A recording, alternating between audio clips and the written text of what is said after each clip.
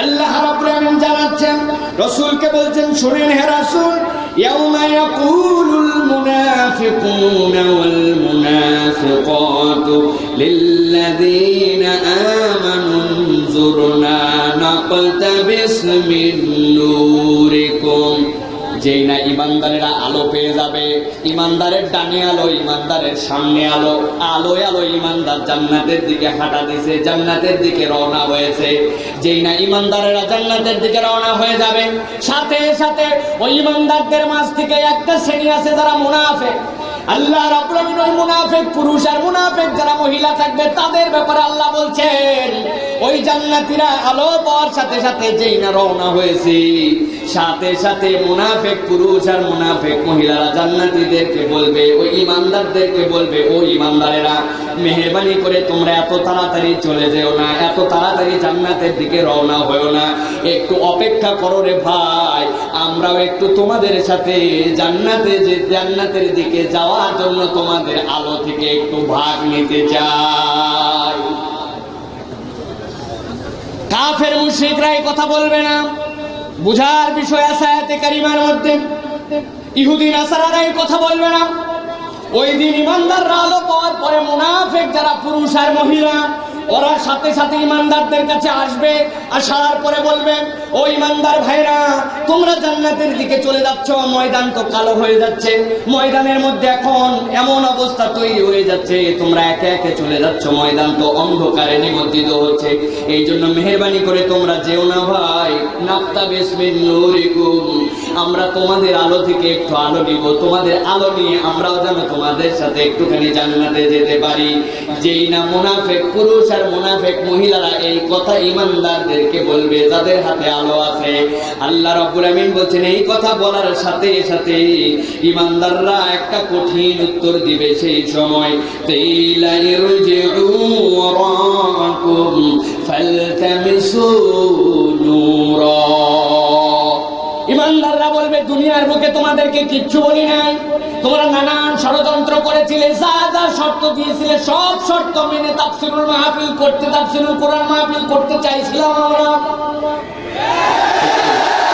যা বলছো সব মানে নিছি, আসলে কোনটা মন দিয়ে মানছি আর কোনটা বিবেকের কাছে মানছি আমাদের জানা ছিল, কিন্তু এখন যেন মাহফিলটা হয় এই জন্য তোমরা যা বলছো ভাই তোমাদেরকে কিচ্ছু বলি নাই, খালি জি হুজুর করছি। কথা বলে, দুনিয়ার বুকে তোমরা অপমান করছো, দুনিয়ার বুকে নানান ধরনের ষড়যন্ত্র করেছো, নানান ধরনের অত্যাচার করেছো, নানান ধরনের টুপিওয়ালাদেরকে, নানান ধরনের হুজুরদেরকে খোঁচা দিছো, দিছে না?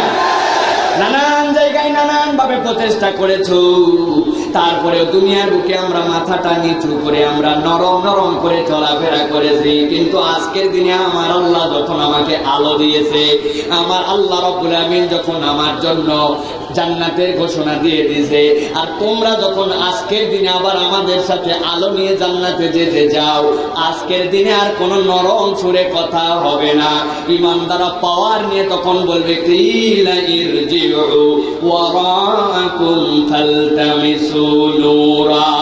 খবরদার আমাদেরকে ডিস্টার্ব করবে না, যাও দুনিয়ায় যাই আলো নিয়ে আসো, এখান থেকে আলো নিয়ে তারপরে এখানে আসো, এইখানে কোনো আলোর ভাগটাক আমরা দিতে পারবো না। সুবহানাল্লাহ বলে। ইমানদাররা ভাব নেবে, কিন্তু একদিন সারা জীবনে মের করে অবস্থা ইমানদাররা চলবে না, চলবে? ইমানদারদের দিন ফিরবে, তার সবচেয়ে বড় দিন হচ্ছে কিয়ামতের ওই ময়দানে। মুনাফিকরা যখন আলোর ভাগ চাবে, ইমানদাররা ডাইরেক্ট বলবে, খবরদার আলো নিয়ে আমাদেরকে ডিস্টার্ব করো না, কিলা ইরজিউ ওয়ারাকুম ফালতামিসু নূরা, দুনিয়ায় যাও, যাই ওইখান থেকে আলো নিয়ে আসো, আমরা তোমাদেরকে আলো দিতে পারবো না। আল্লাহু আকবার। فقد قال الله سبحانه وتعالى في كلامه المجيد وفي فرقان الحميد، أعوذ بالله من الشيطان الرجيم،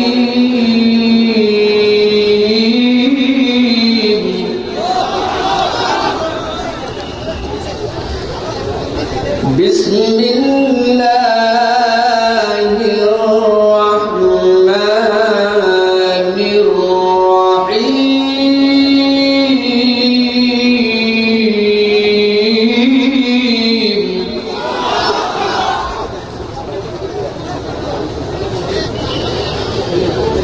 يوم ترى المؤمنين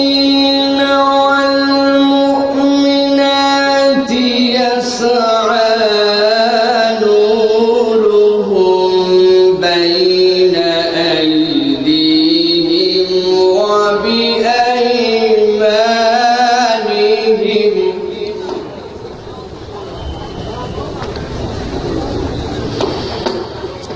بين أيديهم وبأيمانهم بشراكم اليوم جنات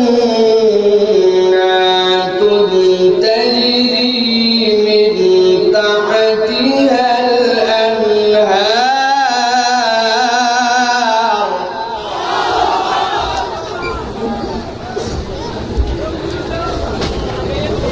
من تحتها الأنهار خالدين فيها ذلك هو الفوز العظيم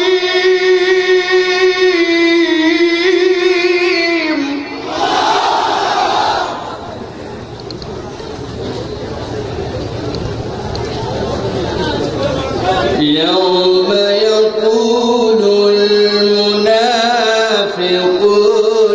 والمنافقات للذين آمنوا انظرنا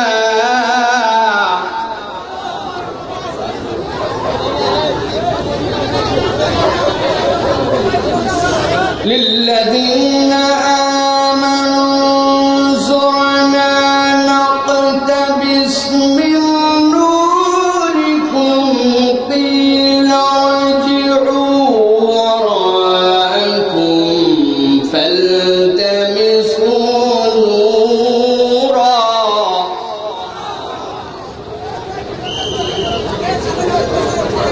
فاضرب بينهم بسور له باب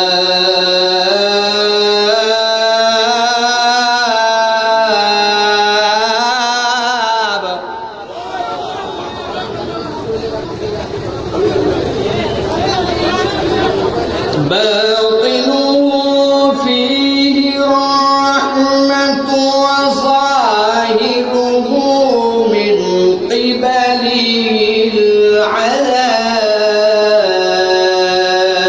العذاب وقال الله سبحانه وتعالى آمرا ومخبرا للمؤمنين والمؤمنات إلى يوم القيامة إن الله وملائكته يصلون على النبي يا أيها الذين آمنوا صلوا عليه وسلموا تسليما اللهم صل على محمد وعلى آل محمد كما صليت على إبراهيم وعلى آل إبراهيم إنك حميد مجيد اللهم بارك على محمد وعلى آل محمد كما باركت على إبراهيم وعلى آل إبراهيم إنك حميد مجيد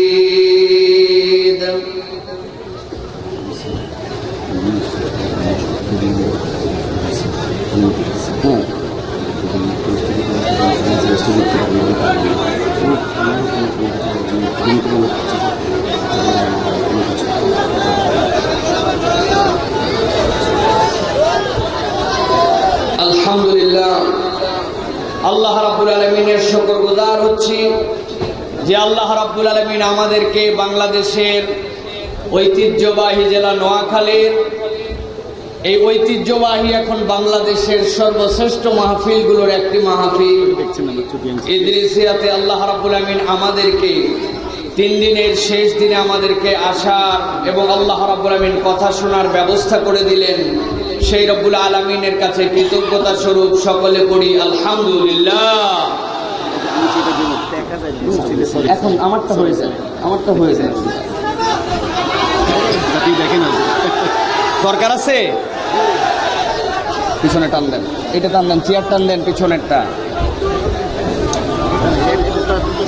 আমি সব সময় কথা বলি যুবকদের জন্য, এর আগেও বলেছি, বয়স কিন্তু যুবক, এজন্য যুবকদের জন্য কথা বলি। যুবকরা আসছে যুবকেরা, এই কারা কারা যুবক আছে একটু হিম্মত করে একটা তাকবীর দিয়ে দাও। লিল্লাহে তাকবীর, লিল্লাহে তাকবীর। আল কোরআনের আলো, আল হাদিসের আলো, আল্লাহ রাব্বুল আলামিন কবুল করবেন, আল্লাহুম্মা আমিন। প্রিয় ভাইরা, আমি আর কোনো ভূমিকায় যাব না, সরাসরি কথা বলি। আল্লাহ রাব্বুল আলামিন সূরা হাদীদ থেকে আপনাদের কাছে কিছু কথা বলবো ইনশাআল্লাহ। সূরা হাদীদের 11 নম্বর আয়াত আপনাদের কাছে তেলাওয়াত করেছি। আল্লাহ রাব্বুল আলামিন এই আয়াতে কারিমার মধ্যে কতগুলো কথা আপনার আমার জন্য বলেছেন। প্রিয় ভাইরা, পৃথিবীতে আল্লাহ রাব্বুল আলামিন তাবৎ পৃথিবীর মানুষের কাছে কোরআনের যে মেসেজ দিয়েছেন দুইটা ভাগ, একটা ঈমানদার আর একটা হচ্ছে কাফের মুশরিক, ঠিক না? পৃথিবীতে দলও দুইটা, পার্টিও দুইটা পৃথিবীতে। একটা পার্টি হচ্ছে সজ্ঞান আর একটা পার্টি হচ্ছে অজ্ঞান, ঠিক না? একটা পার্টি জানে আর একটা পার্টি জানে না, ঠিক না? সজ্ঞান পার্টি কাকে বলে? গত বছর বলে গিয়েছি, সেখান থেকে আবার শুরু করি।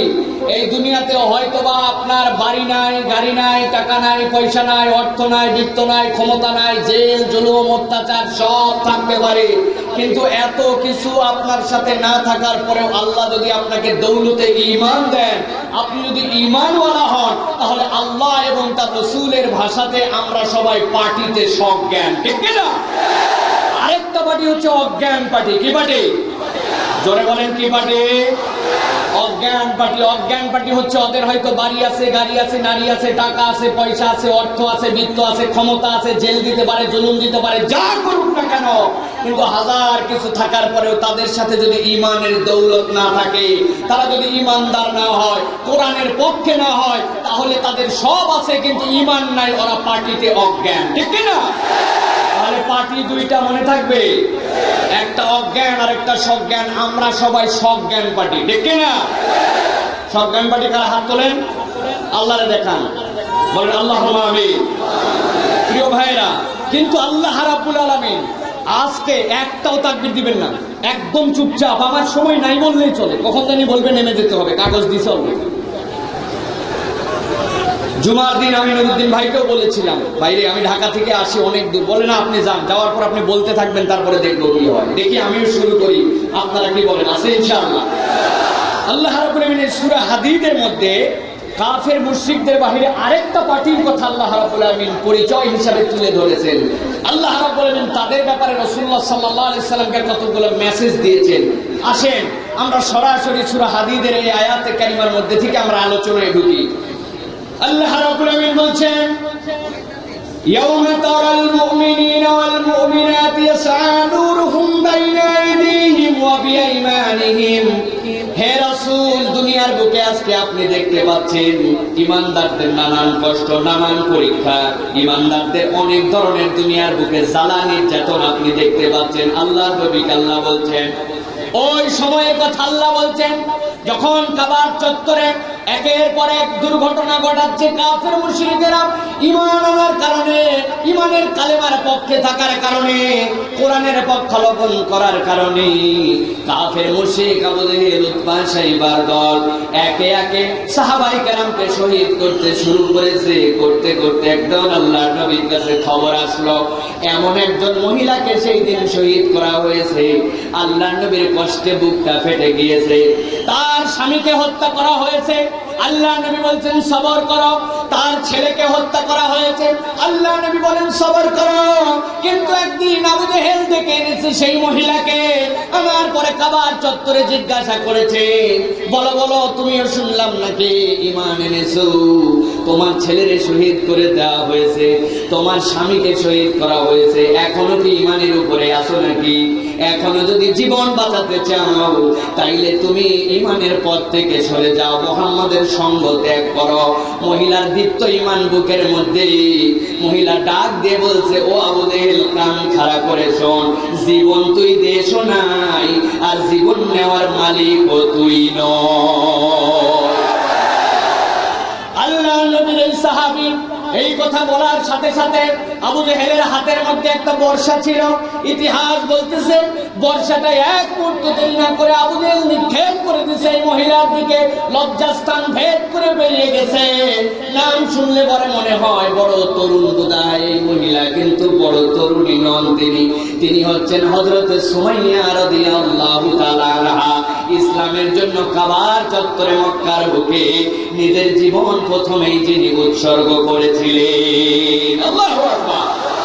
আল্লাহ নবী এরকম নানান দুঃখ দেখেন, নানান কষ্ট দেখেন, নানান অবস্থা দেখেন, কিন্তু আল্লাহ রাব্বুল আলামিন ডাক দিয়ে তার হাবিবকে বলছেন, হে রাসূল, দিন পরিবর্তন হয়ে যাবে, আপনি চিন্তা করেন না। কিছুদিন পরে সেই দিন আপনার সামনে আসতেছে। ইয়াউমা তারাল মুমিনিন, যেই দিন আপনি কিয়ামতের দিনে এমন একটা মাকাম পাবেন, এমন একটা জায়গায় আপনাকে বসায় দেওয়া হবে, আল্লাহ রাব্বুল আমিনের পাশে আপনাকে অবস্থান করানো হবে। ওই দিনে আপনি দেখতে পাবেন আজকের দিনের দৃশ্যটা বদলায় গেছে।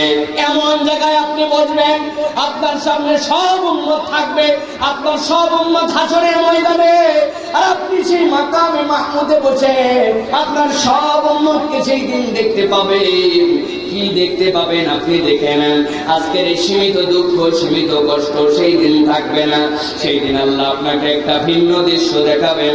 আল্লাহ নবীকে আল্লাহ জানাচ্ছেন, ইয়াউমা তারাল মুমিনিনা ওয়াল মুমিনাত ইয়াসআ নূরুহুম বাইনা আইদিহিম ওয়া বিআইমানিহিম।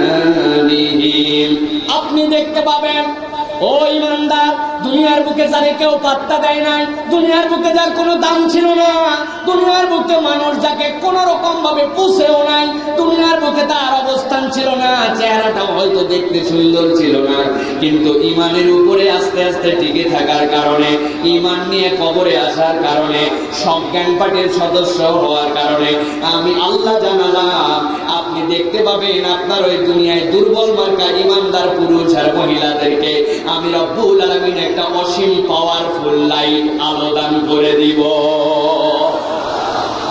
আল্লাহ রাব্বুল আলামিন আলো দান করবেন। আলোটা দুই দিক থেকে আসবে। আল্লাহ রাব্বুল আলামিন বলছেন বিআইমানিহিম, একটা আলো আসবে তাদের ডান পাশ দিয়ে, আর একটা আলো আসবে তাদের সম্মুখ পাশ দিয়া। সেই নাদেরকে আলো দিয়ে দেওয়া হবে। হাদিসের মধ্যে আছে যার ইমানটা দুর্বল থেকে দুর্বলতর হবে, তার আঙ্গুলের মাথাতে পর্যন্ত কিছু আলোর ব্যবস্থা আল্লাহ রাব্বুল আমিন করে দিবেন। ওই আলো দেওয়ার সাথে আল্লাহর পক্ষ থেকে ঘোষণা দেওয়া হবে, বুশরাকুমুল ইয়াউমা জান্নাত।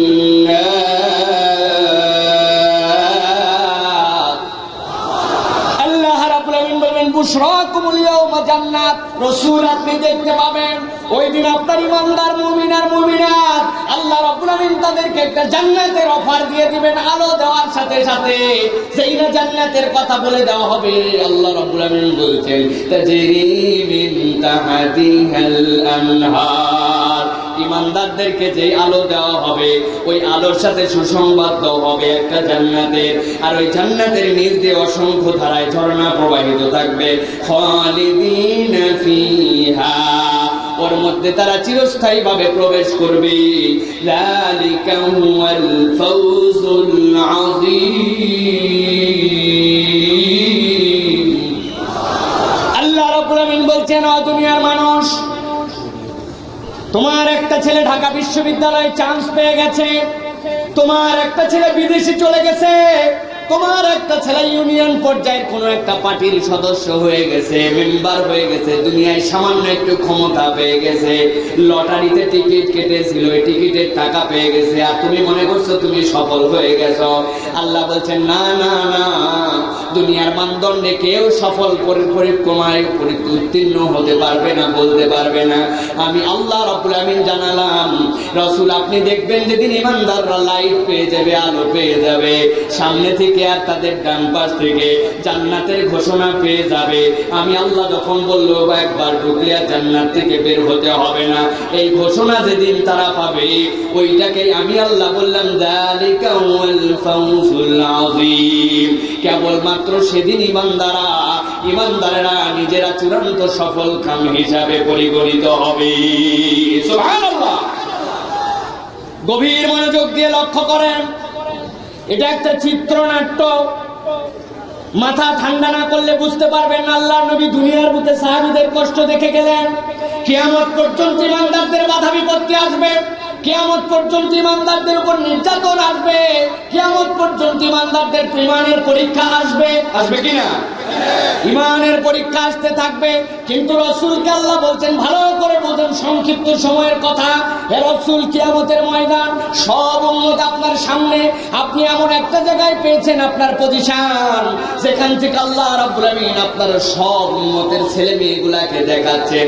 আর দেখাচ্ছেন যারা ঈমান নিয়ে আসছিল তাদেরকে দুইটা আলো দেওয়া হয়েছে, একটা সামনে থেকে একটা ডান পাশ থেকে। ওই আলো দেওয়ার পরে তাদেরকে বলা হয়েছে তোমাদের জন্য জান্নাতের ডিক্লারেশনও দিয়ে দেওয়া হলো। আর আমি আল্লাহ বললাম এটা তোমাদের জন্য চূড়ান্ত সফলতার মানদণ্ড। রাসূল, আপনি এরকম একটা পরিবেশ কিয়ামতের দিনে দেখতে পাবেন। মোটামুটি এই আয়াতের বাস্তব রূপটা একটু বুঝতে পারছেন তো? এবার আসেন আল্লাহ রাব্বুল আমিন পরবর্তী আয়াতে কারিমার মধ্যে কেন এই দৃশ্যের অবতারণা করলেন তার প্রমাণ দিচ্ছেন। আল্লাহ রাব্বুল আমিন জানাচ্ছেন, রাসূলকে বলছেন শুনেন হে রাসূল, ইয়াউমা ইয়াকুলুল মুনাফিকুনা ওয়াল মুনাফিকাতু লিল্লাযীনা আমানু যুরনা নাকতাবিস মিন নূরিকুম। যেই না ইমানদারেরা আলো পেয়ে যাবে, ইমানদারের ডানে আলো, ইমানদারের সামনে আলো, আলোয় আলো ইমানদার জান্নাতের দিকে হাঁটা দিছে, জান্নাতের দিকে রওনা হয়েছে। যেই না ইমানদারেরা জান্নাতের দিকে রওনা হয়ে যাবে, সাথে সাথে ওই ইমানদারদের মাঝ থেকে একটা শ্রেণী আছে যারা মুনাফিক।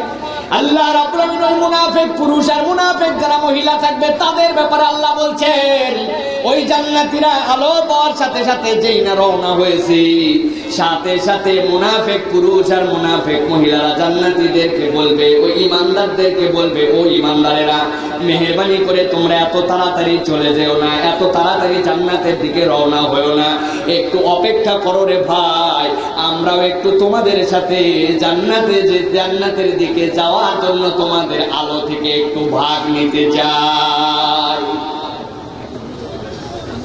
কাফের মুশরিকরা এই কথা বলবে না, বুঝার বিষয় আছে আয়াতে কারিমার মধ্যে। ইহুদি নাসারারা এই কথা বলবে না। ওই দিন ইমানদাররা আলো পাওয়ার পরে মুনাফিক যারা পুরুষ আর মহিলা ওরা সাথে সাথে ইমানদারদের কাছে আসবে, আসার পরে বলবে, ও ইমানদার ভাইরা তোমরা জান্নাতের দিকে চলে যাচ্ছ, ময়দান তো কালো হয়ে যাচ্ছে, ময়দানের মধ্যে এখন এমন অবস্থা তৈরি হয়ে যাচ্ছে, তোমরা একে একে চলে যাচ্ছ, ময়দান তো অন্ধকারে নিমজ্জিত হচ্ছে, এই জন্য মেহেরবানি করে তোমরা যেও না ভাই, নাক্তাবিস মিন নূরিকুম, আমরা তোমাদের আলো থেকে একটু আলো নিব, তোমাদের আলো নিয়ে আমরাও যেন তোমাদের সাথে একটুখানি জান্নাতে যেতে পারি। যেই না মুনাফিক পুরুষ আর মুনাফিক মহিলারা এই কথা ইমানদারদেরকে বলবে যাদের হাতে আলো আছে, আল্লাহ রাব্বুল আমিন বলেন এই কথা বলার সাথে সাথে ইমানদাররা একটা কঠিন উত্তর দিবে সেই সময়, তাইলা ইরজিউ ওয়ারাকুম ফালতামিসু নূরা। ইমানদাররা বলবে দুনিয়ার বুকে তোমাদেরকে কিচ্ছু বলি নাই, তোমরা নানান ষড়যন্ত্র করেছিলে, যা যা শর্ত দিয়েছিলে সব শর্ত মেনে তাফসীরুল মাহফিল করতে, তাফসীরুল কোরআন মাহফিল করতে চাইছিলাম আমরা, যা বলছো সব মানে নিছি, আসলে কোনটা মন দিয়ে মানছি আর কোনটা বিবেকের কাছে মানছি আমাদের জানা ছিল, কিন্তু এখন যেন মাহফিলটা হয় এই জন্য তোমরা যা বলছো ভাই তোমাদেরকে কিচ্ছু বলি নাই, খালি জি হুজুর করছি। কথা বলে দুনিয়ার বুকে তোমরা অপমান করছো, দুনিয়ার বুকে নানান ধরনের ষড়যন্ত্র করেছো, নানান ধরনের অত্যাচার করেছো, নানান ধরনের টুপিওয়ালাদেরকে, নানান ধরনের হুজুরদেরকে খোঁচা দিছো, নানান জায়গায় নানান ভাবে প্রচেষ্টা করেছো, তারপরেও দুনিয়ার বুকে আমরা মাথাটা নিচু করে আমরা নরম নরম করে চলাফেরা করেছি, কিন্তু আজকের দিনে আমার আল্লাহ যখন আমাকে আলো দিয়েছে, আমার আল্লাহ রাব্বুল আমিন যখন আমার জন্য জান্নাতের ঘোষণা দিয়ে দিয়েছে, আর তোমরা যখন আজকের দিনে আবার আমাদের সাথে আলো নিয়ে জান্নাতে যেতে যাও, আজকের দিনে আর কোনো নরম সুরে কথা হবে না, ইমানদাররা পাওয়ার নিয়ে তখন বলবে কিলা ইরজিউ ওয়ারাকুম ফালতামিসু নূরা। খবরদার আমাদেরকে ডিস্টার্ব করবে না, যাও দুনিয়ায় যাই আলো নিয়ে আসো, এইখান থেকে আলো নিয়ে তারপরে এইখানে আসো, এইখানে কোনো আলোর ভাগটাক আমরা দিতে পারবো না। সুবহানাল্লাহ বলে। ইমানদাররা ভাব নেবে, কিন্তু একদিন সারা জীবনে ম্যার করে অবস্থায় ইমানদাররা চলবে না। চলবে? ইমানদারদের দিন ফিরবে, তার সবচেয়ে বড় দিন হচ্ছে কিয়ামতের ওই ময়দানে। মুনাফিকরা যখন আলোর ভাগ চাবে, ইমানদাররা ডাইরেক্ট বলবে, খবরদার আলো আলো নিয়ে আমাদেরকে ডিস্টার্ব করো না। কইলাইর জিওয়ারাকুম ফালতামিসু নূরা, দুনিয়ায় যাও, যাই ওইখান থেকে আলো নিয়ে আসো, আমরা তোমাদেরকে আলো দিতে পারবো না। আল্লাহু আকবার। ইমানদাররা যেই নাই কথা বলবেন, কইলাইর জিওয়ারাকুম ফালতামিসু নূরা, দুনিয়ার বুকে চলে যাও, যাওয়ার পরে দুনিয়ার থেকে আলো সংগ্রহ করে নিয়ে আসো। কিন্তু ওই দিনে ওই মুনাফিকরা বড় ছেঁচড়া হবে। ছেঁচড়া চিনেন আপনারা? আপনাদের এলাকায় কি বলে? আমাদের ঢাকায় বলে হচ্ছে ল্যালপা টাইপের কিছু মানুষ আছে, পিছলা, একবারে পিছলা। আপনি যাই বলেন ওর গায়ে কিচ্ছু মাখে না, ও খালি আপনারা ডিস্টার্ব করতেই থাকবে। আছে না এরকম?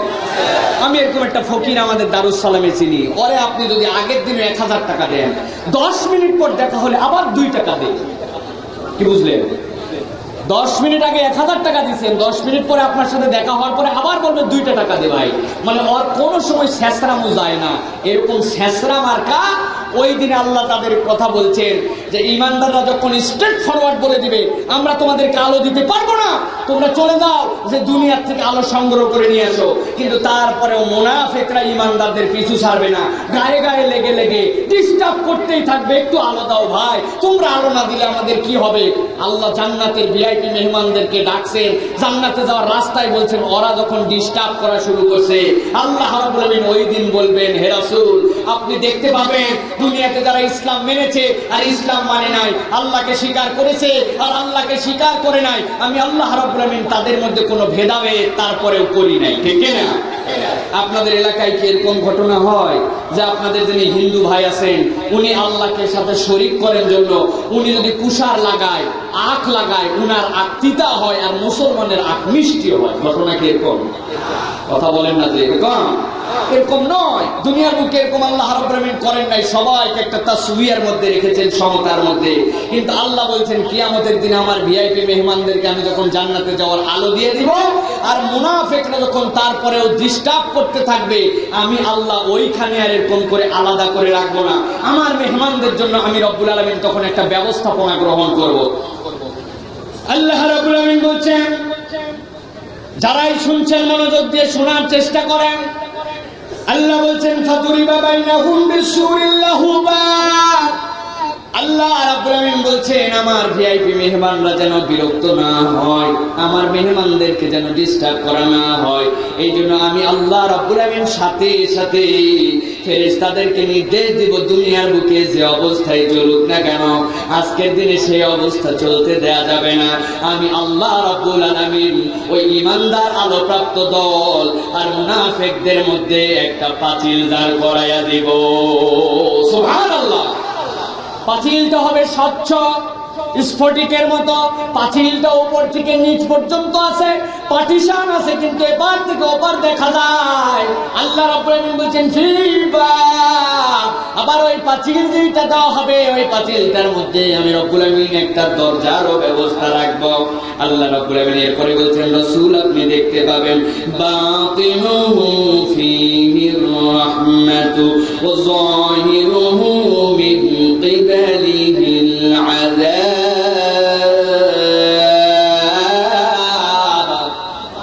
আল্লাহ রাব্বুল আলামিন বলছেন, ইমানদারদেরকে আলাদা করে দেওয়া হলো। আমার কথা কি বুঝতে পারছেন সবাই? মেসেজ কয়টা নিয়ে যান। ইমানদারদেরকে আলাদা করা হলো, মুনাফিকদেরকে আলাদা করে দেওয়া হলো, একটা পাঁচিল দেওয়া হলো।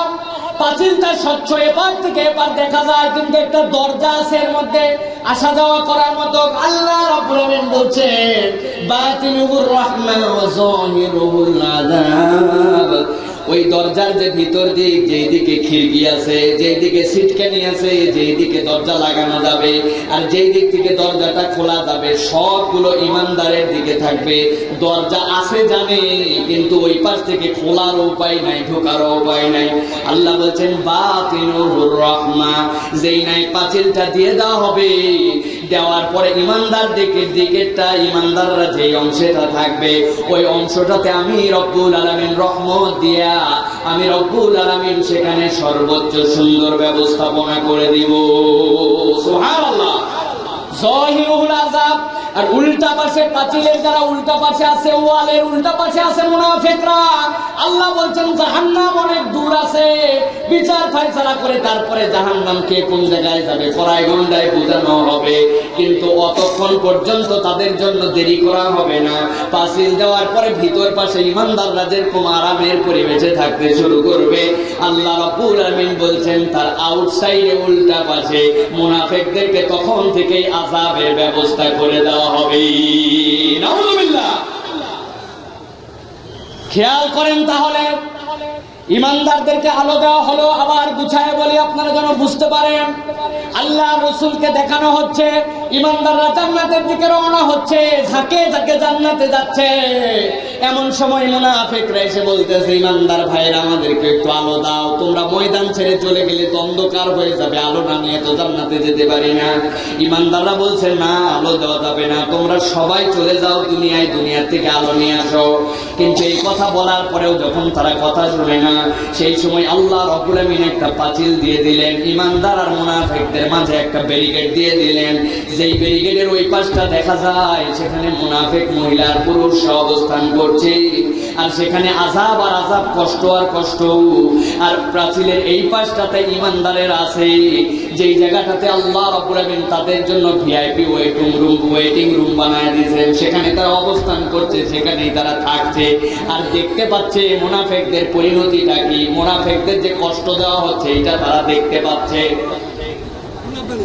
আল্লাহ রাব্বুল আলামিন বলছেন এই অবস্থাটা যখন করে দেওয়া হবে, এই অবস্থাটা যখন চলতে শুরু করবে, তখন ওই মুনাফিক যারা পাঁচিলের উল্টা পাশে থাকার কারণে তাদেরকে কষ্ট দেওয়া হচ্ছে, তারা কষ্ট পাচ্ছে তারা, আর ইমানদারদের আরাম দেখতে পাচ্ছে। এই অবস্থাতে ইমানদারদের আরাম দেখার পরে ওই মুনাফিক বলছে, ইউনাদুনাহুম আলাম নাকুম মাকুম।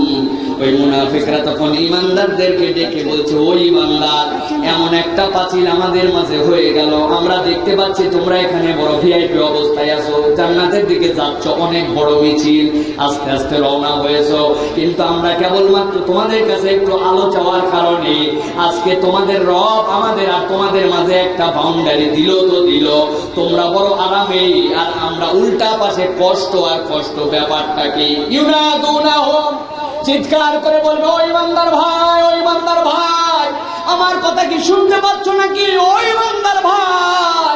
ইমানদাররা তাদের কথা শুনতে পারবে, ইউনাদুনাহুম, তাদেরকে ডাক দিয়ে দিয়ে বলবে, ও পাঁচিলের ওই পারে আরাম করছো, তারা একটু শুনো আমাদের কথা। কি তোমাদের কথা শুনবো? সাথে সাথে চিৎকার করে তারা বলবে, আলাম নাকুম মাআকুম। এত স্বার্থপর হয়ে গেলে কেন আজকে? এত তোমাদের তেল হয়ে গেল কেন? এত ভাব নিচ্ছ কেন? আমরা কি তোমাদের সাথে এই দুনিয়াতে একসাথে ছিলাম না? কি বলবে মুনাফিকেরা? আলাম নাকুম মাআকুম। বলেন তো সবাই, আলাম নাকুম মাআকুম। কি বলবে? আলাম নাকুম মাআকুম, আমরা কি তোমাদের সাথে ছিলাম না?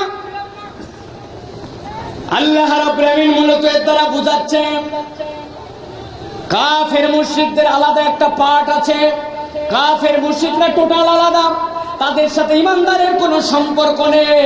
কিন্তু যারা মুনাফিক, তারা কাফের মুশরিকদের মধ্যে থেকে নয়, ওই মুনাফিকরা ইমানদারদের মধ্যে থেকে। এমনকি ইমানদার তো দূরের কথা, অনেক সময় এক বাপের দুই সন্তানের মধ্যে থেকেও হতে পারে। পারে কিনা?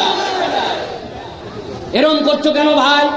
আমরা দুইজনে একসাথে স্কুলে যাইতাম, একসাথে চলাফেরা করতাম, আমরা দুইজনে একই স্কুলে পড়তাম, একই মসজিদে পর্যন্ত আমরা নামাজ পর্যন্ত পড়েছি, দুনিয়ার বুকে একই ঈদগাহে আমরা দুইজন নামাজ পর্যন্ত পড়েছি, দুনিয়ার বুকে একসাথে চলাফেরা করেছি, একই এলাকায় আমাদের বসবাস ছিল। আলাম নাকুম মাকুম। ওই ইমানদারেরা আলো পাইলি তো পাইলি, পাঁচিল দিয়ে দিল, আবার পাঁচিলের ওই পারে তোরা শান্তিতে আছিস, আমরা বড় কষ্টে আছি, আমরা তো একসাথেই ছিলাম ভাই। আজকে আমাদেরকে একটু আলো দিলে তোমাদের সমস্যা কি? আলো না দিয়ে তোমরা কেন আমাদের সাথে এরকম আচরণ করছো? এই পর্যন্ত কথাটা আপনারা বুঝতে পারছেন ভাই? সবাই বুঝেছেন? ক্লিয়ার? এবার আসেন আল্লাহ রাব্বুল আমিন বলছেন ঈমানদাররা কি উত্তর দিবে। আমরা যারা ঈমানের দাবি করি, আমরা যারা ঈমান দিয়ে দুনিয়ার বুকে চলাফেরা করছি, আমরা ঈমানকে নিজেদের সম্বল বানিয়েছি। দুনিয়ার সব বাধা বিপত্তি একদিকে, ঈমানদার চলে ওই বাধা বিপত্তির উল্টা স্রোতে আল্লাহর দিকে, ঠিক কিনা? প্রিয় ভাইয়েরা, আল্লাহ রাব্বুল আমিন বলছেন ঈমানদারদের উত্তরটা কোরআনের মধ্যে আল্লাহ রাব্বুল আমিন দিয়েছেন। তারা একযোগে উত্তর দিবে ওদেরকে, মুনাফিকদেরকে, ক্বালু বালা। ও মুনাফিকেরা, যারা আজকে এই পাঁচিলের ওই পারে চলে গেছে, আমরা তো একবারও বলি নাই যে তোমরা আমাদের সাথে ছিলে না, আমি তোমাদেরকে চিনি না, এই কথাও একবারও বলি নাই। ক্বালু বালা, অবশ্যই অবশ্যই আমরা তো তোমার সাথে ছিলাম, আমি তো তোরে চিনি না, আমি তো তোরে চিনি, তুই আমাদের এলাকায় চলাফেরা করতি, আমাদের এলাকায় ভাব মারে ঘুরতি, আমাদের এলাকায় কি কি কাজ করছিস সব তোর চেনা আছে, তোর গোষ্ঠী চিনি, বংশ চিনি, তোর বাপ চিনি, দাদা চিনি, তোর দল চিনি, তোর পার্টি চিনি, সব আমার চেনা আছে। ক্বালু বালা, ওই দিন আমরা ঈমানদাররা মুনাফিকদেরকে বলবে, হ্যাঁ ভাই, তোমরা যে জিজ্ঞাসা করেছো আমরা কি তোমাদের সাথে ছিলাম না, হ্যাঁ ভাই সত্যি সত্যি আমরা তো তোমাদের সাথেই ছিলাম, আমরা একসাথেই ছিলাম।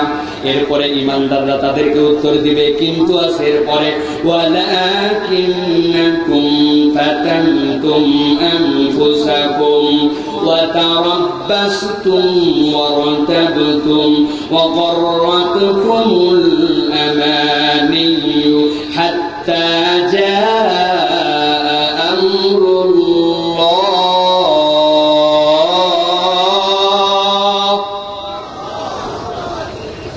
ঈমানদাররা বলবে, আমরা অস্বীকার করি নাই যে আমরা তোমাদের সাথে ছিলাম না, আমরা স্বীকার করছি আমরা তোমাদের সাথেই ছিলাম, কিন্তু এখন আমরা একটু নিরাপদ আছি।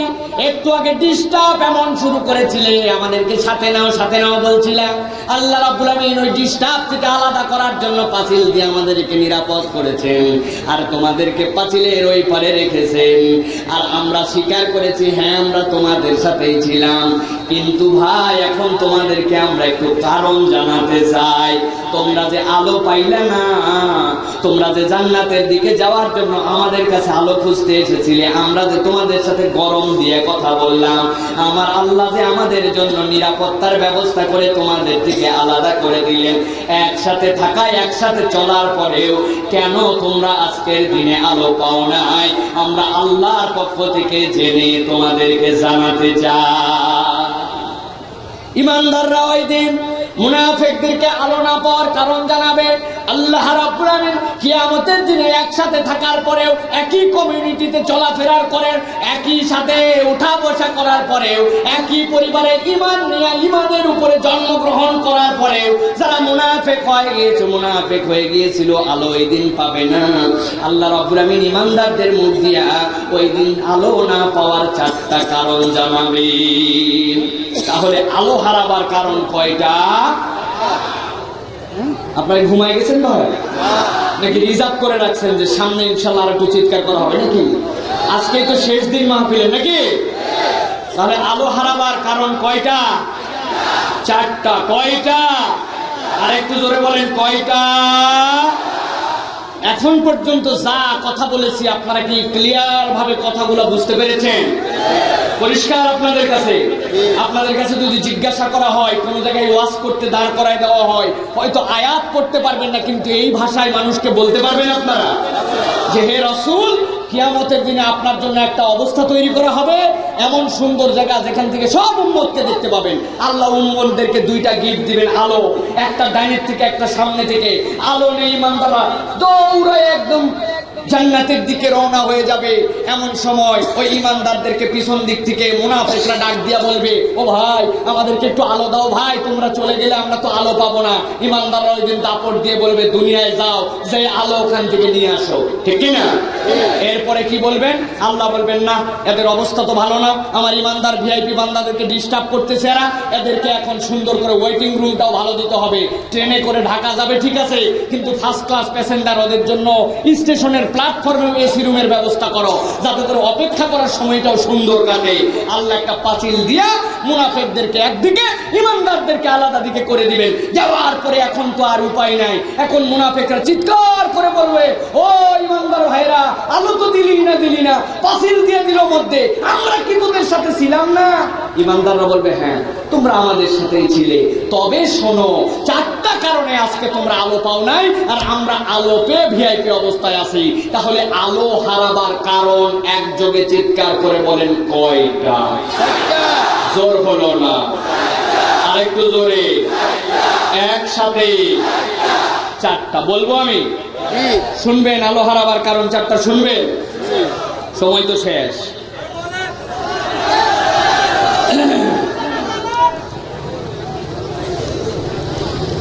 আল্লাহ রাব্বুল আলামিন বলছেন, দুনিয়ার মানুষ শোনো, একসাথে থাকার পরেও, একসাথে চলাফেরা করার পরেও মুনাফিকদেরকে যখন কারণ ব্যাখ্যা করবে ইমানদারেরা, তার 1 নম্বর কারণ মুনাফিকদের জন্য এই দিন বলে দেওয়া হবে।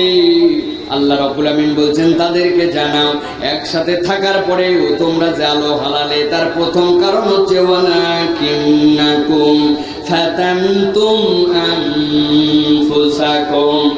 1 নম্বর কারণ হচ্ছে, ও মুনাফিকেরা, তোমরা নিজেরাই নিজেদেরকে পরীক্ষার মধ্যে ফেলেছিলে।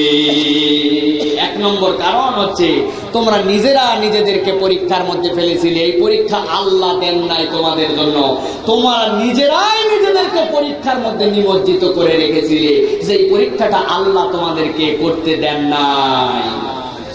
ব্যাখ্যা কি হবে? যুবকদের জন্য বলি, ও যুবক, তুমি আমি এমন পরিবেশের মধ্যে নিজেকে নিমজ্জিত করেছি, এমন বন্ধু বান্ধবকে নিজেদের জীবনের জন্য বেছে নিয়েছি, আর খোঁড়া খোঁড়া অজুহাত দিয়ে রেখেছি। তারে আমার যে দোস্ত, এলাকার সবাই বলেই তো খারাপ ছেলে, ও তো ইসলাম মানে না, ও তো ইমানের পথে চলে না। আপনি বলেন স্কুলে একসাথে যাই, একসাথে আসি, বাহিরে বের হলে ওর সাথে দেখা হয়, শুধু স্কুলের জীবনটা শেষ করি, এরপরে এর সাথে আমি আর মিশবো না, এর সাথে আমার কোনো সম্পর্ক আর থাকবে না। আল্লাহ বলছেন, এরকম করে খারাপ বন্ধু তুমি পছন্দ করে নিয়েছ, যে ইসলাম মানে না, আল্লাহ মানে না, আল্লাহ রসুলকে মানে না। ওই রকম বন্ধু যখন তুমি নির্বাচন করেছো, নির্বাচন করে নিজেই নিজেকে একটা খারাপ পরিবেশের মধ্যে ফেলে দিয়েছ, দেওয়ার পরে নিজেই তুমি নিজেকে পরীক্ষার মধ্যে নিমজ্জিত করে দিয়েছ। অবস্থাটা এমন হয়, এমনও ছেলে দুনিয়ায় দেখা যায়, যুবক ছেলে যে কোনো বন্ধু যদি কখনো সিগারেট ধরাইছে, ওর পাশে থাকা অবস্থায় সহ্য করতে পারে না, কাশতে শুরু করে দিয়েছে, সহ্য হয় না তার সিগারেটের ধোঁয়া। কিন্তু ওই বন্ধু ওই খারাপ সঙ্গের সাথে 1 মাস চলার পরে ওই ধোঁয়া তো সহ্য হয়, ওই খারাপ গুণ তার মধ্যে কনভার্ট হয়ে সেই ভালো ছেলেটাও আস্তে আস্তে খারাপের দিকে এগিয়ে যায়, তাই কিনা? সাধারণ উদাহরণ দেখেন, খারাপ পরিবেশে আপনাকে আল্লাহ রাব্বুল আমিন যেতে বলেন নাই, খারাপ বন্ধু চয়েস করতে বলেন নাই, খারাপ দলের সাথে আপনাকে সম্পৃক্ত হতে বলেন নাই, কিন্তু তারপরেও আপনি নিজেকে দুনিয়াবি স্বার্থে তার সাথে সম্পৃক্ত করেছিলেন। আছে কিনা? আছে কিনা? আছে। দুনিয়ার বুকে উদাহরণ কারোটা দিব না, আমার নিজের জীবন থেকে উদাহরণ আপনাদেরকে দেই। জুমার নামাজ পড়ায় বাড়িতে ঢুকেছি, ঢোকার পরে দেখি বাড়িতে এমন গন্ধ, গন্ধের ঠেলায় বাড়িতে ঢোকা যায় না। ব্যাপার কি? আসল ঘটনা কিছুই নয়, আমি শুটকি মাছ খাই না। আপনারা তো খান, তাই না? অনেকেই শুটকি মাছ খান, আমি শুটকি মাছ খেতে পারি না, কিন্তু আমার বাড়িয়ালি সহ আমার অন্যরা খুব শুটকি পছন্দ করে। জুমার দিনে শুটকি মাছ রান্না হচ্ছে, আমি বাড়িতে ঢুকে বমি হওয়ার জোগাড়। বললাম, হচ্ছেটা কি বাড়ির মধ্যে? আমার বউ বলতেছে, টেনশন করো না, তুমি অন্য ঘরে যে খালি 10টা মিনিট সময় দাও, মেহেরবানি করে এইটুকু রাগ করো না, এরপরে দেখো একটুকু গন্ধ থাকবে না। আমি চিন্তা করলাম, কেবলই জুমার মসজিদে খুতবা দিয়ে আসছি, ধৈর্যের উপরে, সবরের উপরে। বাড়িতে যদি এই 10 মিনিট সবর না করি, আল্লাহরে উত্তর দিব ঠিক না? গেছি অন্য ঘরে বসে আছি 10 মিনিট পরে দেখি মাশাআল্লাহ কোনোই তো গন্ধ নাই। আমি বললাম, তোমাকে অনেক ধন্যবাদ কথা রাখার জন্য, এখন একটু একটু পাই কিন্তু এখন গন্ধ নাই বললে চলে, তুমি সব ঠিকঠাক মতো সরায় ফেলছো। আমার বউ বলছে, মিয়া সাহেব কিছুই সরানো হয় নাই, রান্নার অর্ধেক এখন বাকি আছে, কিন্তু আপনি যে 10 মিনিট বাড়ির মধ্যে এসে আছেন, এই পর্যন্ত আপনার অক্সিজেন ওই গন্ধওয়ালা ঢুকে ঢুকে আপনার শরীরের সাথে সুটকির গন্ধ অ্যাডজাস্ট হয়ে গেছে। কথা কি বুঝাইতে পারলাম? আল্লাহ রাব্বুল আমিন বলছেন ওয়ালাকিন্নাকুম ফাতানতুম আনফুসাকুম, আমি আল্লাহ তো তোমাকে বলছিলাম না তুমি বাজে দলে যাও, বাজে মানুষের সাথে মিশো, বাজে আন্দোলনে সম্পৃক্ত হও। তুমি নিজের বুদ্ধি বিবেক খাটায়া দুনিয়ার সীমিত স্বার্থের জন্য তার সাথে মিশেছিলে। এই জন্য আজকের দিনে আলো চাইলে আমি আল্লাহ তোমাকে আলো দিতে রাজি নাই, ঠিক না? এই জন্য আল্লাহ রাব্বুল আমিন মুনাফিকদেরকে ওই জন্য বলছেন, কাফের মুশরিকদেরকে বলছেন না এমন পরিবেশে যেও না, এমন বন্ধু নির্বাচন করো না, এমন মানুষের সাথে মিশো না যেখানে যাওয়ার পরে তুমি কঠিন পরীক্ষায় নিমজ্জিত হয়ে যাবে, আর ওই পরীক্ষা থেকে তুমি বের হওয়ার সুযোগ পাবে না। আছে কিনা এরকম? শত শত যুবক আমাদের সমাজ থেকে এইভাবে নষ্ট হয়ে যাচ্ছে। ইয়াবাখর বন্ধু, বাবাখর বন্ধু, অশ্লীল পরিবেশ, ওইখানে যাওয়ার পরে তারা মিশতে শুরু করে। আর চিন্তা করে কয়দিন এই সেমিস্টার পার হলেই বাদ দিয়ে দিব, এই স্কুল ত্যাগ করার পর সাথে মিশবই না, আমি আর ওদের সাথেই নাই, ছাড়লাম বলে, বের হয়ে আসলাম বলে। এই বলতে বলতে এক সময় এমন হয়ে যায় যে আগেরটা যার সাথে মিশছো তার থেকে ভিআইপি খারাপ হয় যেটা আগে সুবি সাহেব ছিল। আছে কিনা? আছে কিনা এরকম প্রিয় ভাইরা? তাহলে কোরআন হাদিসের দৃষ্টিতে সময় বড় সংক্ষেপ, এই জন্য আপনাদের কাছে বলি, আলো হারাবার প্রথম কারণ হচ্ছে অযথায় নিজেকে নিজেরা যেন পরীক্ষার পরিবেশের মধ্যে আমরা নিক্ষেপ না করি। তার 1 নম্বর এবং প্রধান বিষয় হচ্ছে বন্ধুকে নির্বাচন করতে হবে সঠিকভাবে, ঠিক না? ইমানদারের বন্ধু কি টাউট লোক হবে ভাই?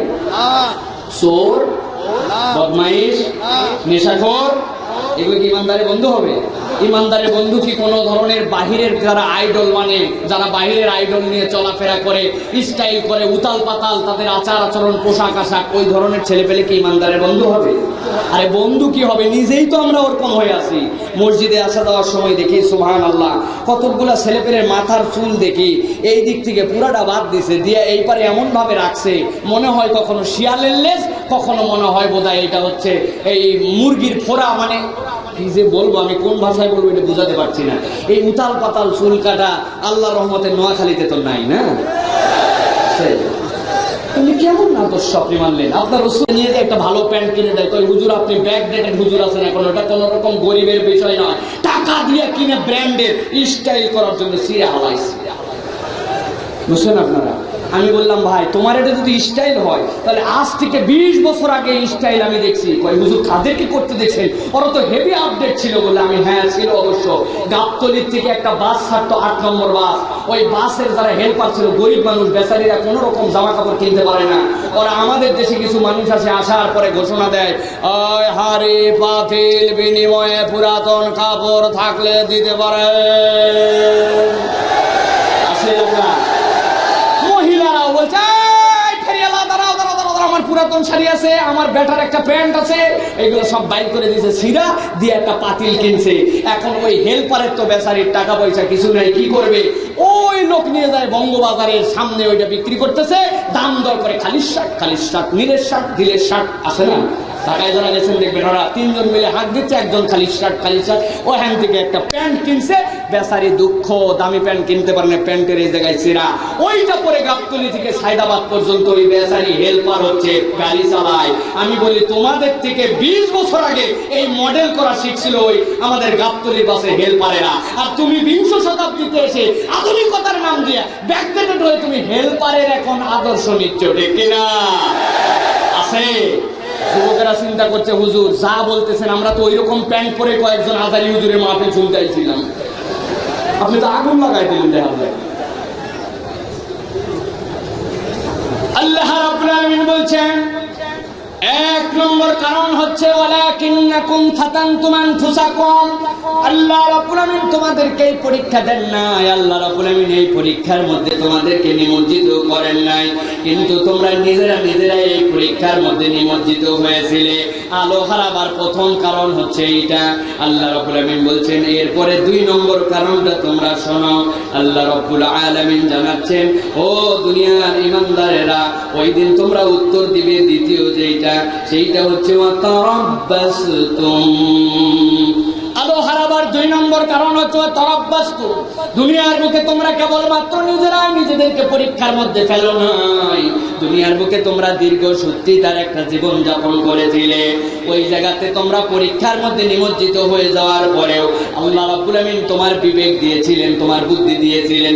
প্রত্যেক দিন তোমার বিবেকের কাছে খোঁচা আসতো, প্রত্যেক দিন তোমার বিবেক তোমাকে বলতো এই কাজের মধ্যে থাকিস না, এই জায়গাকে সাপোর্ট করিস না, এখান থেকে বের হয়ে যা, তুই আল্লাহর দিকে চলে যা, আল্লাহর দিকে মনোনিবেশ কর।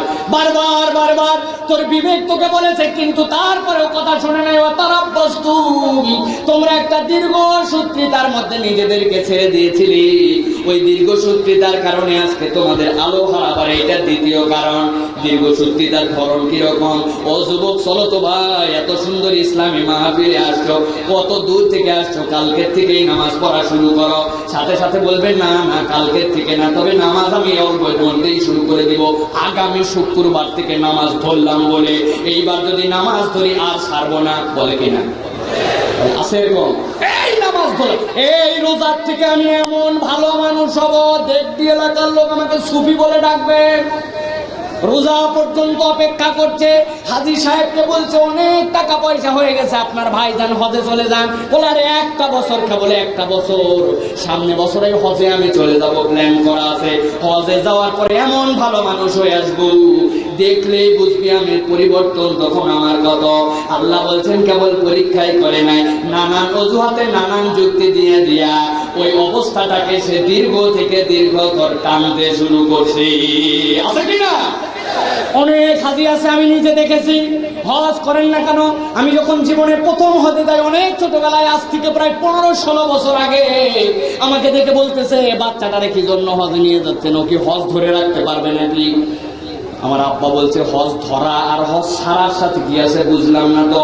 বলে এখনো গুনাহ খাতায় করা শুরু করে নাই, হজ করে আসার পরে কত গুনাহ খাতা করবে, তাইলে কি হজ থাকবে নাকি? এই জন্য হুজুর আমি এখনো হজে যাই নাই, 50 পার করার পরে দুনিয়ার সব ক্লিয়ার করে দিয়ে তারপরে হজে যাব। যাওয়ার পরে এমন ভালো হব, আসার পরে দেখতে পাবেন আমি কি। আছে কিনা এরকম? আছে? ওরে বাবা, আছে মানে কি, প্রচুর পরিমাণে। এরা মক্কা শরীফ পর্যন্ত যেয়ে দেখছি একজন দোয়া করতেছে, আল্লাহ, ওরে কান্না, কাবা দেখে তো সবার পানি আছে চোখে, এর কান্না দেখে মনে হচ্ছে এর সাথে দোয়া একটু শরীক হয়, দোয়া শরীক, দোয়া করতেছে আল্লাহ গুনাহ তো কম করি নাই, তবে আসার আগে একটা সাংঘাতিক কাজ করছি। কি কাজ করছো?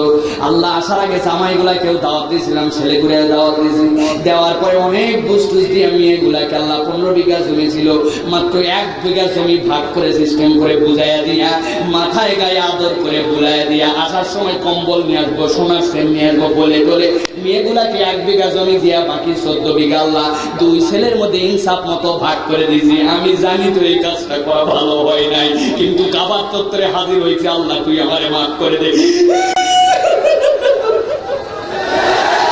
আছে কিনা?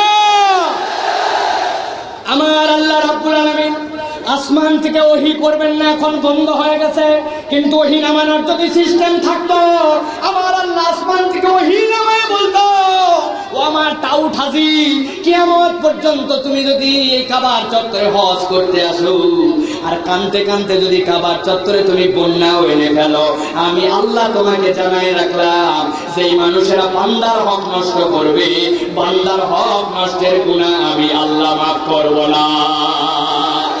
ঠিক না?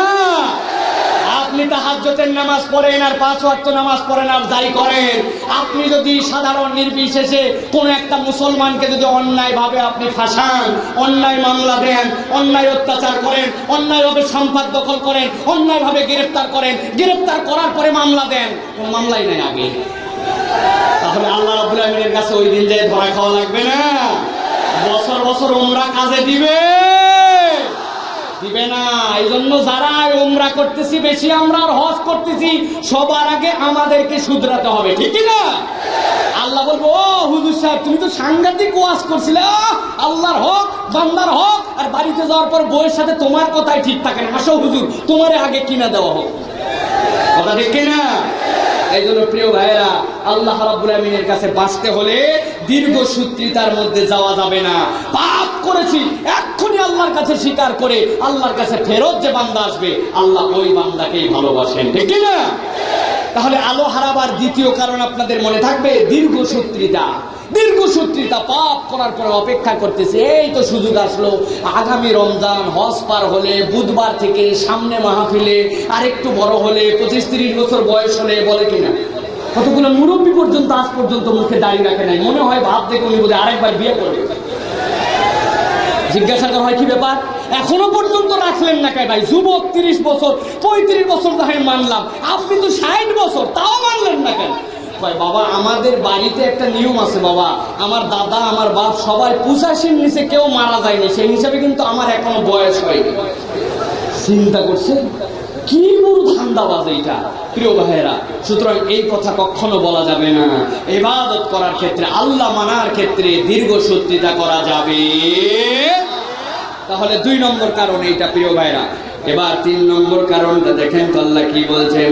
আল্লাহ রাব্বুল আমিন বলছেন ওয়ারাতাবতুম ওয়া গররাতকুমুল আমানিয়ু হাত্তা জাআ আমরুল্লাহ। 3 নম্বর কারণ হচ্ছে ওই দিন মুনাফিকদেরকে তারা বলবে, ও মুনাফিকেরা শোনো, আজকে যে তোমরা আলো পাও নাই, আলো যে তোমরা হারাইছো, এই আলো হারানোর 3 নম্বর কারণ হচ্ছে ওয়ারতাবতুম। ও দুনিয়ার মুনাফিক, তোমাদের অবস্থাটা এমন হয়েছিল, তোমরা আল্লাহ রাব্বুল আলামিনের কথা অমান্য করতে করতে, নিজেদেরকে খারাপ পরিবেশে রাখতে রাখতে আল্লাহ রাব্বুল আলামিনের বিধানগুলোকেও তোমরা অমান্য করতে শুরু করেছিলে। আল্লাহ রাব্বুল আমিনের বিধানের ব্যাপারে তোমরা সন্দেহ করেছিলে। ওয়ারতাবতুম। প্রিয় ভাইয়েরা, আপনারা কি কথা শুনবেন না আপনারা দেখবেন? আমার কথাটা শেষ হোক, এরপরে এদেরকে ডিস্টার্ব গুলা করেন। আপনারা মধ্যে তো সময় পাবেন নামাজের জন্য, আবার আপনারা ডিস্টার্ব করতেছেন খুব, বারবার বললেন আপনারা কথা বলেন না। প্রিয় ভাইরা, আমার সময় একদম সংক্ষেপ, একটা সাবজেক্ট, এটা আপনাদের কাছে মেসেজ দেওয়ার জন্য। এখন বড় বড় মাহফিলের সমস্যাই হয়েছে এটা। বড় মাহফিল মানে তকবীর, বড় মাহফিল মানে হইচই, বড় মাহফিল মানে সামলাও, বসো, ওঠো, ক্যামেরাম্যান, ওয়াজ কি হলো না হলো কেউ বাড়িতে কিচ্ছু নিয়ে যায় না। যাওয়ার পরে বলে গরম করে দিয়ে আসছি, চিল্লায় গলা ফাটায় আল্লাহ তকবীর দিয়ে একদম গলা ব্যথা করে আসছি। লাভ আছে? মেসেজ নিয়ে যেতে হবে না? এত বড় আয়োজন, নুরুদ্দিন ভাই সে ইংল্যান্ড থেকে বসে বসে এগুলো কাজ করতেছে। আপনাদের কোনো মেসেজ নিয়ে যাওয়ার কোনো মানসিকতা নেই, খালি কথা বলতেছেন, চুপ করে থাকেন। দেখতে না পান চুপ করে থাকেন, একদম চোখ বন্ধ করে কথা শোনেন আপনি। প্রত্যেকটা মাহফিলে দেখতেছে আজহারি ভাই পর্যন্ত অসুস্থ হয়ে গেছে মানুষটা। আল্লাহু আকবার, খালি একটা কথায় ভাই বসেন, ভাই বসেন। স্টেজ পর্যন্ত ওঠার নামা ওনার কাছে জানের পেরেশানি, বুকের ভিতরে ব্যথা, এই জায়গায় চাপ খাইছে রংপুরে সেই দিন। সুবহানাল্লাহ, আরেকটা হলে জীবন চলে যেত। কি হইতো তাহলে? এই ওয়াজ মাহফিল দিয়েও না, জীবন চলে যাওয়ার অবস্থা। গলার ব্যথায়, টনসিলের ব্যথায় ভাই অস্থির, একবারে কথা বলতে পারে না, এরকম অবস্থা। তারপরেও মাহফিলে যাচ্ছে। এই মাহফিলে 30 মিনিট থাকে লোক ঠান্ডা করা আর বসতে বসতে বলা, আসল কথা কেউ শুনতে পাচ্ছে না, ঠিক না? করেন না ভাই এরকম, আল্লাহর রাস্তা। আপনাদেরকে বকা দিলাম এটা দিনের খাতিরে, মহব্বতে, কারণ আপনারা এগুলো করেন না। আর এই ক্যামেরাম্যানদের উপর আপনাদের খুব রাগ আমি দেখি, ওরাও একটু ডিসপ্লেসে বসাচ্ছে, আমি বুঝতে পারছি। রাগ করে লাভ কি বলেন? আমার এই কথাটা আপনাদের এখানে লক্ষাধিক মানুষ শুনতেছেন, কি আপনি কি জানেন আগামীকালকে ফজরের পরে পরে সারা পৃথিবীর বাংলা ভাষাভাষীর কাছে এই মেসেজ চলে যাবে, ঠিক না? ওদের কষ্ট আপনি জানেন। রংপুরে মাহফিল কভার করছে, আমার সাথে আসলো, ছেলেটাকে নিয়ে আসলাম। আজহারি ভাইয়ের মাহফিল কভার করে, আমাদের মাহফিল কভার করে, কালকে ঢাকার মাহফিল কভার করে এখানে আসছে। 48 ঘন্টা দাঁড়ায় থাকছে। সকাল 11টায় যাওয়ার কথা মাহফিলে রংপুরে ভাইয়ের, যেতে পারে নাই, পরিবেশ হয় না। দুপুর 3টায় গেছে। সব ক্যামেরাম্যান দাঁড়ায় ছিল, তাদের বসার মতো কোনো জায়গা নাই। আপনারা যদি রাগ করেন, আপনারা অন্তত বসে আছেন ভাই। ওদের উপর রাগ করলে লাভ আছে বলেন? ওরাও তো কাজ করতেছে। অনেকে বলবেন হুজুর কাজ এমনি করতেছে না, অ্যাডভার্টাইজ দিয়ে টাকা কামানোর জন্য মনিটাইজেশন করে রাখছে। জি না ভাই, কেবলমাত্র এইটাকে উদ্দেশ্যের মধ্যে নিয়ে নাই। বার্তাগুলা যাচ্ছে ইউটিউব আজকে ইসলামের দখলে, তাফসীরের দখলে। সকালবেলা উঠার পরে আগে বাজে জিনিস আসতো, এখন প্রথমে কোরআনের মাহফিল আসে, আছে কিনা? তাদের জন্য, এদের জন্য, এই ছেলেগুলোর জন্য। আল্লাহ তাদের মেহনতকে কবুল করবেন, আল্লাহ আমিন। রাগ করেন না ভাই, ওদের উপর রাগ করেন। একটু কষ্ট করে ফাঁক ফুক মাথাটা দেখা করে দিয়ে দেখেন, বাকিটুকু আমি শেষ করে দিই ইনশাআল্লাহ। 3 নম্বর কারণ তাহলে হচ্ছে আল্লাহর বিধিবিধানের উপরে সন্দেহ করা। মনে থাকবে? ইমানদাররা উত্তর দিবে, তোমরা তো আল্লাহর বিধিবিধানের মধ্যে সন্দেহ করেছিলে। কথা হচ্ছে কেমনে একটা ইমানদারের ঘরে জন্মগ্রহণ করার পরে আল্লাহর বিধানে কেমনে সন্দেহ করে? ভালো করে বোঝার চেষ্টা করেন। ইমানদারের অবস্থা প্রথমে এরকম হয়েছিল। ইমানদার প্রথমে বলছিল আমি যে পরিবেশে আছি বের হয়ে যাব বলে, এরপরে আল্লাহর বিধানের ক্ষেত্রে সে দীর্ঘ সূত্রিতা করেছে, বের হতে আর পারে নাই। এক পর্যায়ে শয়তান তাকে গ্রাস করে ফেলেছে, শয়তান হতাশা ঢুকায় দিছে। আলো আলো যে বন্ধু বান্ধব ছিল তারা বলছে এক সময়, কি তোর ইসলাম রে, ইসলাম আবার কেমন, খালি বলে এইটা করো না, খালি বলে ওইটা করো না, এইটা মানো না, এইটা মানো না, খালি না আর না, না আর না, একটু আনন্দ করা যাবে না, একটু বিয়ার খাওয়া যাবে না, বাজে বন্ধুর সাথে মেশা যাবে না, ফান করেও মিথ্যা কথা বলা যাবে না, অশ্লীলতার পথে যাওয়া যাবে না, মোবাইলে খারাপ ছবি দেখা যাবে না, মহিলাদেরকে টিজ করা যাবে না, সুন্দরী মহিলা দেখলে একটা শীষ বাজাবো সেইটাও দেওয়া যাবে না। কি ইসলাম রে তোর? যা করিস তাই খালি না বলে, না বলে এটাই ইসলাম হলো নাকি? আস্তে আস্তে শয়তান তার মনের মধ্যে এই বুঝটা যদি একবার জাগ্রত করে দিতে পারি, আল্লাহ রাব্বুল আলামিন বলছেন এক পর্যায়ে সেও বলতে শুরু করে, তাই তো কথা ঠিকই আছে, এত কঠিন ভাবে ইসলামকে কি মানা যায় নাকি? বলে কিনা একটা দল। এই দলের মধ্যে অনেক ভিআইপি মুসলমানও আছে। বলবেন হুজুর আপনি কি কথা বললেন? ওয়ারতাবতুমের মধ্যে ভিআইপি মুসলমান কেমন করে থাকে?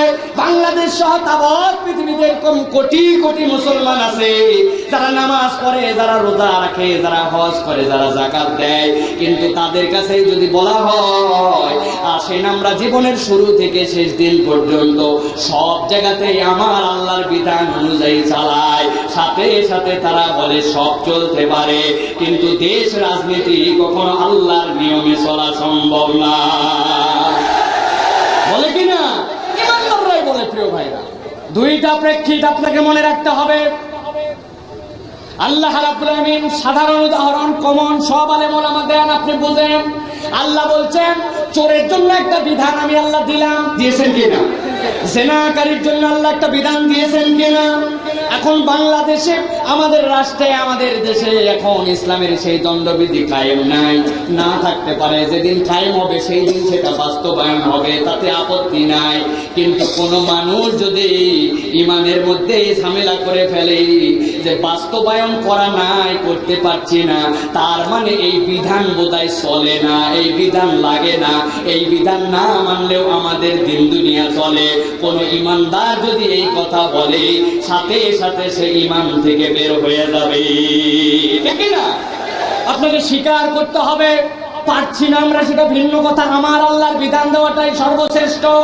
কথা বলে যদি আপনি এটা স্বীকার করার সাথে মেনে ফেলতেন তাহলে দুনিয়ার পরিবেশটি চেঞ্জ হয়ে যেত। আজকে জুমার খুতবায় আমি একটা কথা বলেছি, আপনাদের কাছেও বলি। দেখেন আমরা এত আধুনিক হলাম, এত এগিয়ে গেলাম, এত সামনে গেলাম, আমরা ইসলামকে পছন্দ করি, নামাজকে রোজাকে সব পছন্দ করি, বাংলাদেশের মুসলমান প্রধান দেশ আমরা বলছি, কিন্তু কত বড় দুঃখজনক ঘটনা, একজন নিরক্ষর মূর্খ মাতাল পর্যন্ত প্রাচ্যের অক্সফোর্ড বিশ্ববিদ্যালয়ে সর্বোচ্চ শিক্ষিত একটা মেয়ের সাথে খারাপ আচরণ করেছে, করছে কিনা? সবচেয়ে লো গ্রেডের একটা ছেলে, যার থেকে ব্যাকডেটেড লো গ্রেডেড হতে পারে না, নিজের নাম লিখতে পারে না, কোনো প্রাতিষ্ঠানিক যোগ্যতা নাই, নেশা করে, তার আচার আচরণ কোনোটা ভালো না, সে কার সাথে আচরণ করেছে? প্রাচ্যের অক্সফোর্ড সবচেয়ে দামি মেয়ের সাথে সে খারাপ কাজটা করছে, করছে কিনা? কেন এই কথা বলছি? সবাই বাংলাদেশের এখন আবেদন করছে আমাদেরকে ধর্ষকের মৃত্যুদণ্ড দিতে হবে, ধর্ষকের হত্যার বিচার করতে হবে, ধর্ষণের জন্য সর্বোচ্চ শাস্তি দেওয়ার বিধান করতে হবে, ঠিক কিনা? যে ওদের কাছে বলবেন করতে হবে করতে হবে বলতেছো কেন? আমার আল্লাহ তো 1450 বছর আগে করেই পাঠাইছে। আল্লাহ বলছে জেনাকার যদি ছেলে হয় আর মেয়ে হয় আর যদি বিবাহিত হয়, আমি আল্লাহ বললাম খালি মারতেই হবে না, পাথর নিক্ষেপ করে মারতে মারতে মারতে মারতে মেরে ফেলতে হবে। আপনি যদি একবার বলেন হ্যাঁ হ্যাঁ আমরাও তো তার সাথে একমত, আমার আল্লাহ তো মেরে ফেলতেই বলছে, সাথে সাথে তারা বলবেন না না ওই বিধান চলবে না, আমরা যেভাবে বলছি এইভাবে মারা লাগবে, আছে কিনা?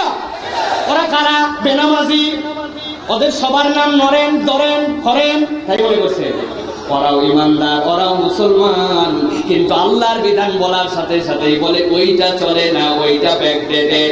আল্লাহ বলছেন ওয়ারাতাবতুম, কিয়ামতের দিনে একবার এসে দেখো দুনিয়ার বুকে আল্লাহর কোন বিধান যদি অস্বীকার করে আসো, আল্লাহর বিধানকে যদি অচল মনে করে কবরে আসো, আসার পরে ইমানদারদেরকে বলবে আলো দাও, ইমানদাররা বলবে দুনিয়ায় যাও, জ্বালাতন বেশি যখন হবে আল্লাহ ফাসিল দিয়ে দিবেন, দেওয়ার পরে চিৎকার করে তোরা বলবি আমরা কি তোদের সাথে ছিলাম না?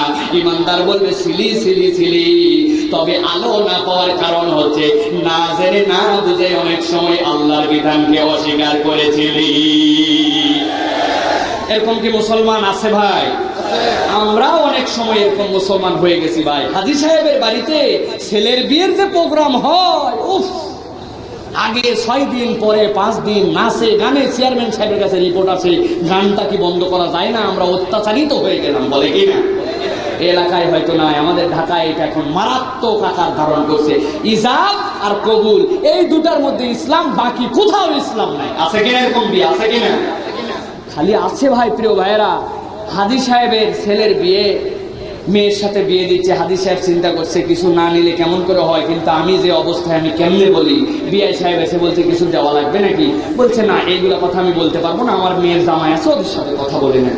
মেয়ের জামাইরা বলতেছে আপনি বিআই সাহেবের কাছে এই কথা কেন জিজ্ঞাসা করতে গিয়েছেন? আমরা থাকতে আসলে আমাদের কিছুই লাগবে না, আল্লাহ হাজী সাহেবকে কম দেয় নাই, তবে আপনার মেয়ের বিয়ে দেওয়ার পরেই ও তো ঢাকায় চলে যাবে, বিকালবেলা তো আপনার মেয়ে মাঝে মাঝে একটু ঘুরতে বেরোবে, যে রাস্তাঘাট আর যে বাসের চাপ, এই মুহূর্তে তো গাড়ি দেওয়া মুশকিল, এই জন্য যদি আপনার মেয়েকে যেন একটু ঘুরায় দেখতে পারে, একটা ভালো ইয়ামাহা FZS মোটরসাইকেল দেন, ওটা তো আমাদের ছেলের জন্য দরকার নাই, আপনার মেয়ে একটু ঘুরলো। বিআই সাহেব বলছে বাহ, ঠিক বলছেন, ঠিক বলছেন।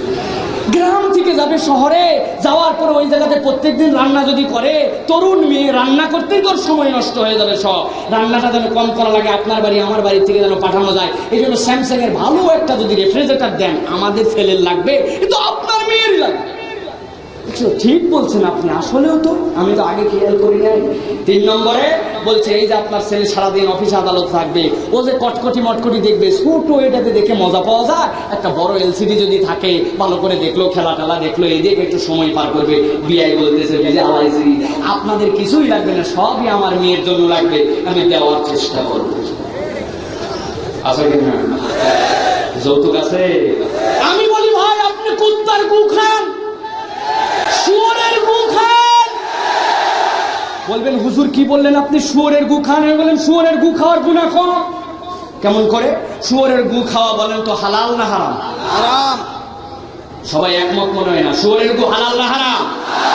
কিন্তু শুয়োরের গু আপনি খাইয়ে ফেলছেন, আল্লাহর কাছে বলতেছেন আল্লাহ এইটা শুয়োরের গু আমি বুঝেই খাই না বুঝে খাই, আল্লাহ আমি তওবা করলাম রব্বুল আলামিন, তুই আমারে মাফ করে দে। আল্লাহ আমি আর জীবনে কোনোদিন কুত্তা শুয়োরের গু খাবো না, আল্লাহ আমার পেটকে পরিষ্কার কর, আমার মনকে পরিষ্কার কর। আল্লাহ এক মুহূর্ত দেরি করবে না, খালেস নিয়তে তওবা করলে আল্লাহ আপনার শুয়োরের গু খাওয়ার গুনাহ তখনই মাফ করবে, ঠিক না? কিন্তু আপনি যেটা খাইছেন ওইটা শুয়োরের গুর থেকে বড় এফেক্টিভ। আপনি বান্দার হক নষ্ট করছেন, আপনার যে মেয়েটা আসছে তার হক নষ্ট করছেন, তাদের ফ্যামিলির হক নষ্ট করছেন, আল্লাহর হক নষ্ট করছেন, ইসলামের হক নষ্ট করছেন। আপনি কবরে যে শান্তি পাবেন না, আল্লাহ রাব্বুল আলামিন আপনাকে মাফ করবে না যতদিন পর্যন্ত উনি ওই হক যারা নষ্ট করছেন তারা মাফ না করলে আল্লাহ এই গুনাহ আপনার মাফ করবে। তাহলে কি বিয়ে যৌতুক সহ না যৌতুক ছাড়া? কারা কারা যৌতুক ছাড়া বিয়ে করতে রাজি আছেন? হাত টান করে আল্লাহকে দেখান। বাপ যদি কোন রকম সিস্টেম করে, বলে লিল্লাহে থাকবে, লিল্লাহে থাকবে। আমি এর মাধ্যমে দেখে নিলাম যে কতগুলো অবিবাহিত ছেলে আসছে, আলহামদুলিল্লাহ আলহামদুলিল্লাহ।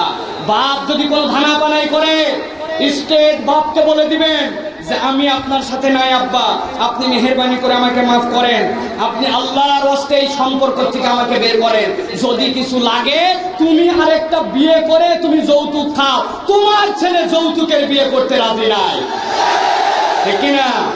আব্বারে নিয়ে যাবেন, তোমার যদি যৌতুক খায় বিয়ে করতে মন চায় আমরা সবাই রাজি, আমি প্রধান ঘটক, যাই আমি বিয়ে দিয়ে দেবো, আব্বা তুমি যৌতুক খাও, কিন্তু তোমার ছেলে মাহফিল থেকে মুসাফির থেকে শপথ করে আসছে বেঁচে থাকতে জীবন থাকতে একটা কানা করে যৌতুক নিয়ে কোনো মেয়েকে আমার ঘরে তুলব না। রাজি আছেন?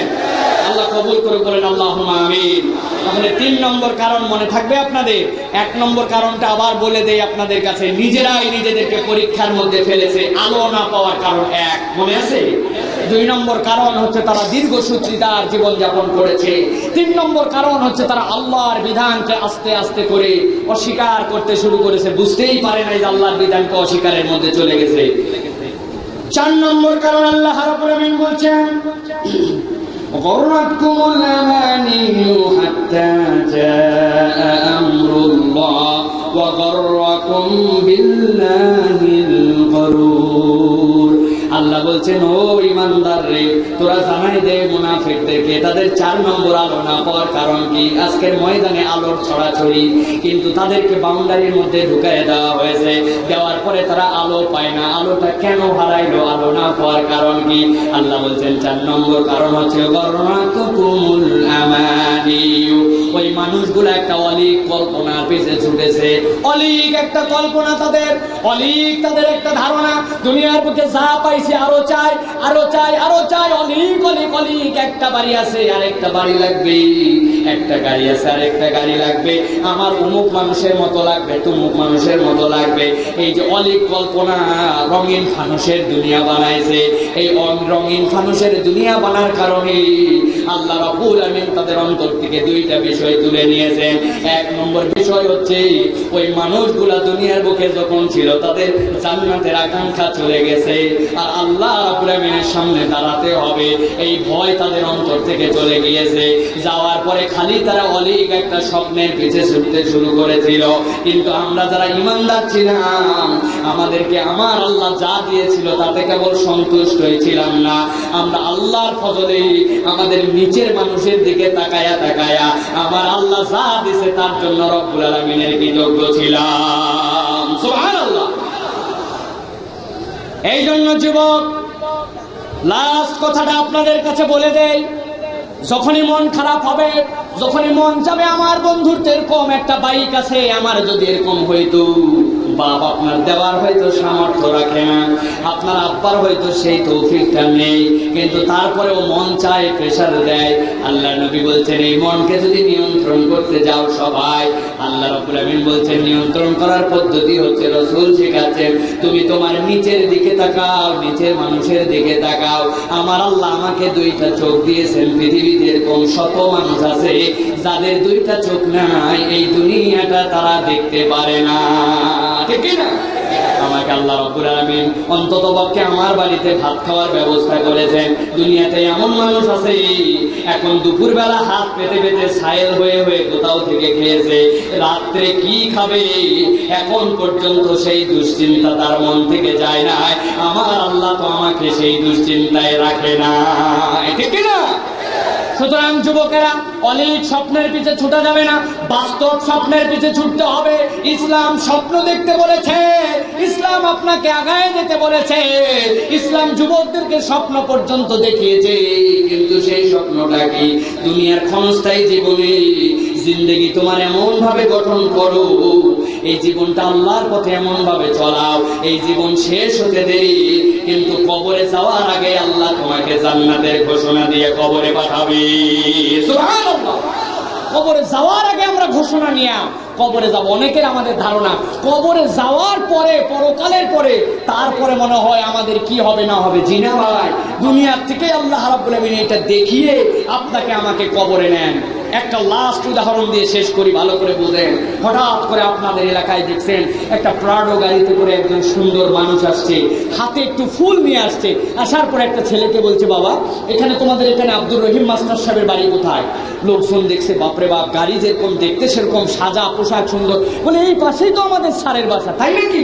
আচ্ছা চলো তো, আমাদেরকে একটু নিয়ে চলো তো। পিছে পিছে দুনিয়ার বাচ্চা কাচ্চা পোলাপান মুরব্বীরা স্যারের বাসায় নিয়ে গেছে। স্যার আমি আমাদের জেলা পরিষদের অফিস থেকে এসেছি, আমি হচ্ছে শিক্ষা অফিসার। আপনি এলাকায় যে শিক্ষার অবদান রেখেছেন, এই জন্য প্রধানমন্ত্রী আপনাকে জাতীয় শিক্ষা সনদ এবং পুরস্কার দেওয়ার জন্য সিলেক্ট করছে। আমি নিমন্ত্রণ কার্ডটা আপনার কাছে নিয়ে আসছি, যদি এটা গ্রহণ করেন তাহলে আমরা কৃতার্থ হই।